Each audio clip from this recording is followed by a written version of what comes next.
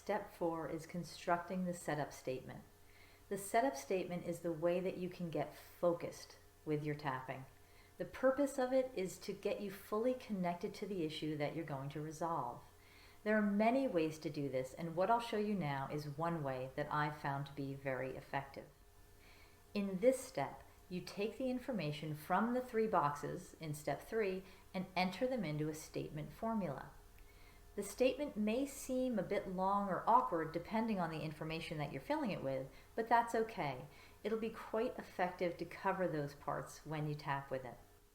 The setup statement consists of 2 parts: the information about the issue that you gathered in the previous boxes and a positive affirmation that follows it. The affirmation piece of the statement gives balance and opens up possibility and connection to a positive truth for you. For the second portion of the setup statement, you can decide on which affirmation you'd like to add. Choose one that feels right and true to you. For example, some people can't say, "I love and accept myself," because they're not quite there yet, and they still have some issues around self-love and self-acceptance. That's totally fine, and is something they'll likely want to work on using the system. In the meantime, they wouldn't choose that affirmation to use for now. They might choose something more like, "I love and accept myself as best I can right now," or "I'm okay," or "I'm okay in this moment." Here are some options that I found work for most people. There's a list on the direction sheet that you can access anytime that you're working with the worksheets.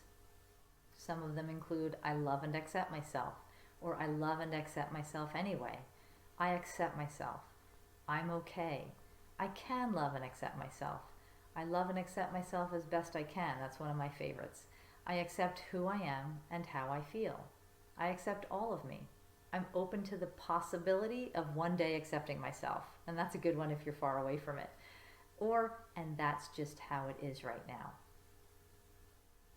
The full setup statement begins with "even though" plus the information from the boxes and then the affirmation. So now you're almost ready to get tapping.